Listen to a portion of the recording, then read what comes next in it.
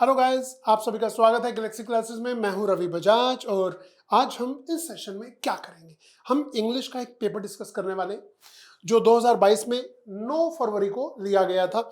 And this is shift 1, this is SSC selection post phase 9 2021 matriculation level. Okay, तो let's start guys, let's start. And इसमें हम देख रहे हैं सबसे पहले कौन सा प्रश्न है। देखिए जी, पहला क्वेश्चन हमारे आगे आ गया स्पेलिंग वाला। स्पेलिंग में हमसे पूछा जा रहा है, बताओ कौन सी स्पेलिंग मिस्टेक है, इनकरेक्ट स्पेलिंग कौन सी है। तो आप पता लगाइए ग्लिटर, ग्लेशियर, जिंजर, गर्डल, कौन सी स्पेलिंग में दिक्कत है। बहुत सिंपल है, यहां सही आंसर हमारा होना चाहिए जिंजर, क्योंकि JEINGER, ginger is the correct spelling. Okay, so हमारा सही आंसर है ए। अब हम एक काम करेंगे, सभी बच्चे मिलकर नोटबुक पेन तैयार रखिए। जो जो मैं आपसे क्वेश्चन पूछूंगा आपको बीच में कमेंट करना है। और अगर आप हमारी वीडियो क्लास देख रहे हैं रिकॉर्डेड, ठीक है, तो आप भी ऐसा करेंगे। क्या आपका नाम तो बीच में आ ही जाएगा, क्वेश्चन नंबर टाइप करेंगे 1 2 3 4 जो भी होगा, और उसकी ऑप्शन आपके अकॉर्डिंग क्या है। जैसे ही मैं आंसर बोलूंगा आपको पता तो चल जाएगा कि सही क्या है, but at the end of the session 25 में से आपका स्कोर क्या है ये जानना बहुत जरूरी रहेगा। ओके, चलिए हम बढ़ते हैं आगे। And it's going to be question number 2। यहां हमसे पूछा जा रहा है वन वर्ड सब्स्टिट्यूशन। पढ़िए जी, एक ऐसा room, a room where food, crockery and cutlery are kept is called what? Gallery, bakery, dispensary या पेंट्री। भाई सही आंसर है इसमें पेंट्री। आपने सुना होगा जब की मेस होती है, पेंट्री होती है जहां पर फूड को स्टोर किया जाता है, is called pantry, is the right answer. बहुत सिंपल था ये, मुझे नहीं लगता आपसे गलती हुई होगी।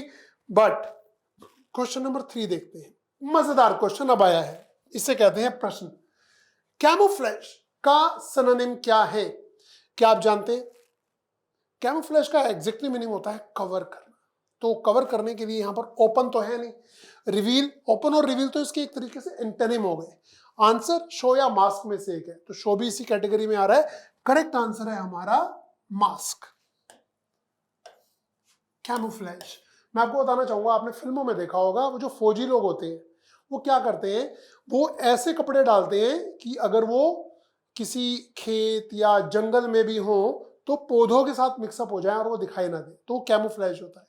ठीक है, कैमोफ्लेज को और भी तरीके से यूज किया जाता है, वो एक लंबी स्टोरी है। बट अभी हम आ रहे हैं क्वेश्चन नंबर 4 पर। क्वेश्चन नंबर 4 में select the most appropriate antonym, synonym of the given word lure. Lure का मीनिंग क्या होता है आपको पता है? ल्यूर का मीनिंग होता है आकर्षित करना। अब यहां पर 4 ऑप्शन है, रिजेक्ट, पुश, अट्रैक्ट या फ्री। तो सही आंसर क्या है? अट्रैक्ट, ल्यूर, एल्यूर, अट्रैक्ट, ये सब सिनोनिम्स है। फाइन, तो synonym, antonym, one word substitution, spelling, ये तो हो गए वोकैब के क्वेश्चन। अब क्लोज टेस्ट और कॉम्प्रिहेंशन भी आएगा, बट इससे पहले हमें बताना है फिल इन द ब्लैंक्स। लो जी, ग्रामर की बात आ गई या वोकैब की, देखें जरा। The new school is really wonderful as it is activity based and believes in dash learning. किस तरह की? थ्योरेटिकल, एक्सपेरिमेंटल, सुपरफिशियल या मिनिस्ट्रियल? मैं आपको देता हूं 20 सेकेंड, जल्दी टाइप करिए बच्चों, जल्दी टाइप करिए, सही आंसर क्या होगा? आपका टाइम हो गया है। यस, मिनिस्ट्रियल रॉन्ग, थ्योरेटिकल तो बिल्कुल नहीं, सुपरफिशियल होता है ऊपर ऊपर से, experimental is the correct answer. भाई कोई भी स्कूल अगर चला रहा है तो चाहेगा किस चीज पे? वहां की जो वंडरफुल अगर है, अगर वो वंडरफुल है यानी कि पॉजिटिव है, तो एक्सपीरियंशियल। ओके, तो थ्योरेटिकल कोई भी नहीं चाहेगा, वो लिखना पढ़ना ग्रेड देना वो कोई भी नहीं चाहेगा, वो वंडरफुल सिस्टम नहीं है। अच्छा अब बताएं जी, I dash out of the bed when I heard noise in the room. जब मैंने आवाज सुनी तो मैं क्या हुआ? Sprang out, skipped out, rose out या टुक आउट। भाई रोज तो उठना होता है, बट इसके साथ आउट नहीं लगता। टुक आउट किसी चीज को उठाना होता है, स्किप्ड किसी चीज को मिस करना है, sprang is the correct answer, उछलना, out of the bed, bed से उछला जब मैंने वो आवाज सुनी। जय माता दी, कोई ना सुने ऐसी आवाजें। हम आ गए हैं क्वेश्चन नंबर 7 पर। एक बार फिर बहुत सिंपल क्वेश्चन आपसे पूछा गया है कि आपको रॉन्गली स्पेल्ड वर्ड बताना है, बताओ जी कौन सी स्पेलिंग यहां पर गलत है। Come on come on. Production, primate, technology, address. भैया ये तो आप बचपन से लिखते आ रहे हैं, आपकी कॉपी पे भी, आपकी नोटबुक में लिखा होता है name and address. So is the correct answer. सही spelling is the correct spell. ठीक है, चलिए जी, अब आ गए हम अगले क्वेश्चन पर। You can see several neem trees along the road to Connaught Place. Correct passive form of the given sentence. You can see. Can, जब can आ रहा है ना तो इसका जो पैसिव वॉइस बनेगा can be plus third form होना चाहिए। Several neem trees were to be, देखो यहां पर आ रहा है are seen, were to ये तो गलत हो गए। Can be, had been is wrong, can be is correct, C is the correct answer. Can C का हो जाएगा can be seen। सब्जेक्ट का ऑब्जेक्ट, ऑब्जेक्ट का सब्जेक्ट। अगर आपने पैसिव वॉइस नहीं पढ़े हैं तो आज ही पढ़िए। पैसिव वॉइस नरेशन तो बोनस है, फ्री के नंबर हैं, ये आपको सिलेक्शन दिलवाते हैं। इनमें गलती की भूल जाना, सरकारी जॉब गई हाथ से, इनमें गलती नहीं कर सकते। आगे बढ़ते हैं जी। One word substitution. A person who studies the earth and the materials of which it is made. Anthropologist, geologist, biologist, geologist.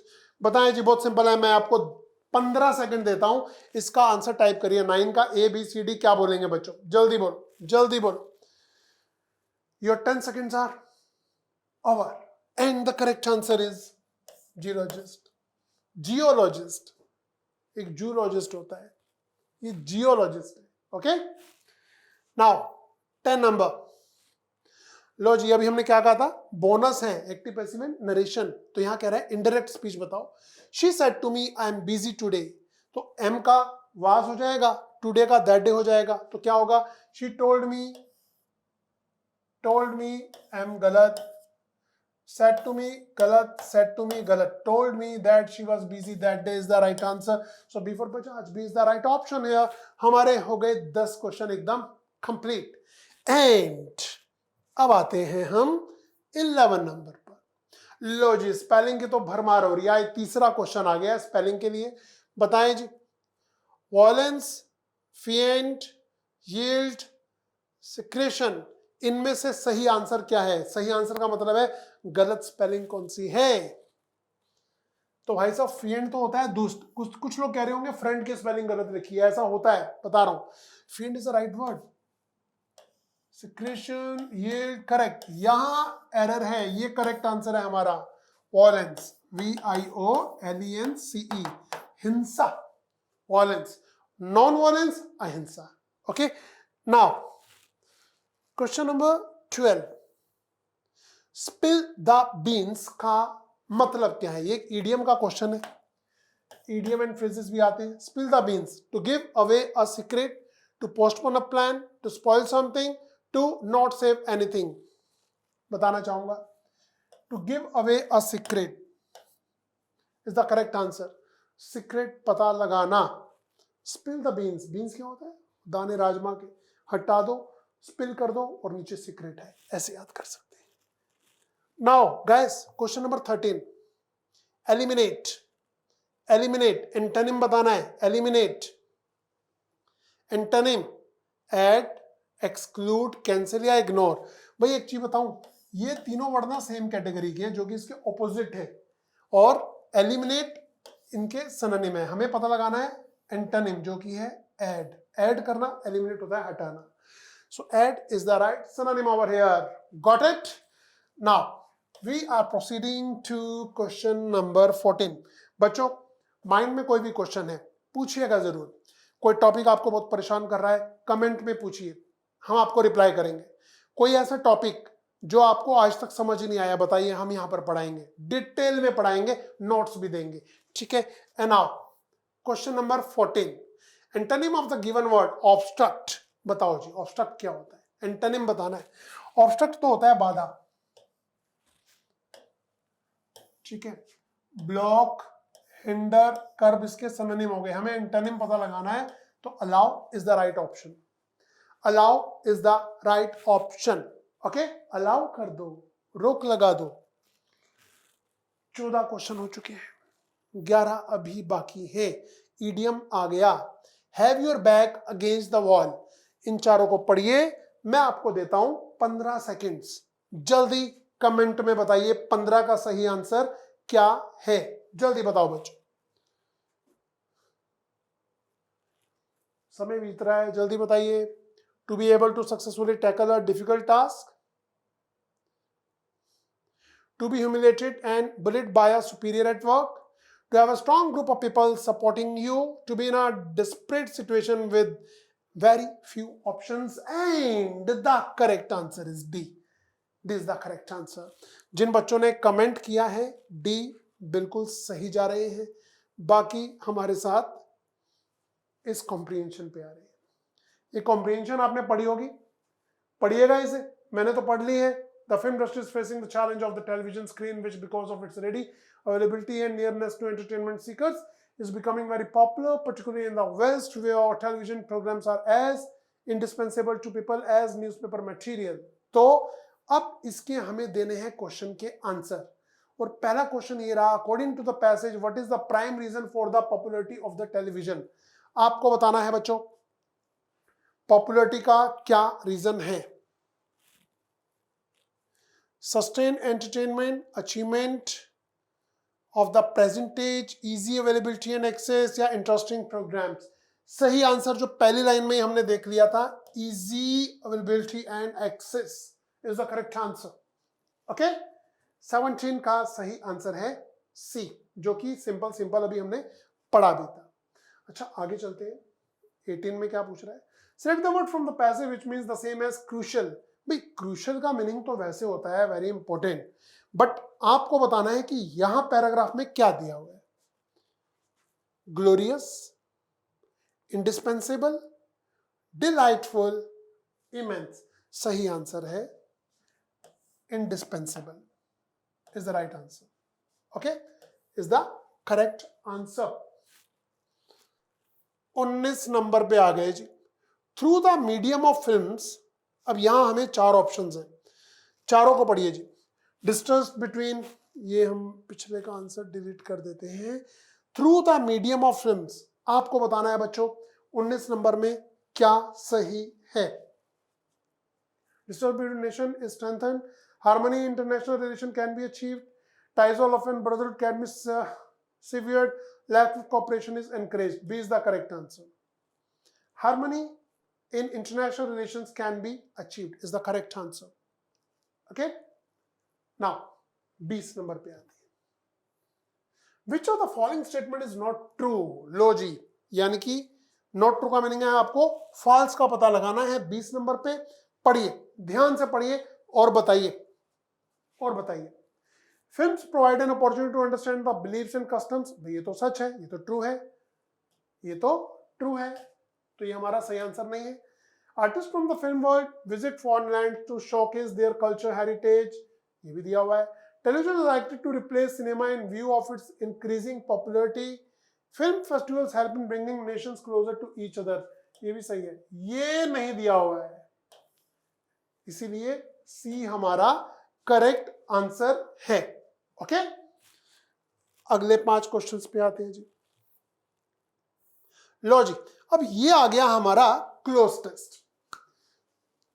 पढ़ना शुरू करते हैं इसे। फिलअप है, हर फिलअप के लिए 4 ऑप्शन है, आप सही आंसर बताएंगे। Nike gave its office workers a week-long holiday to help them distress dash worries।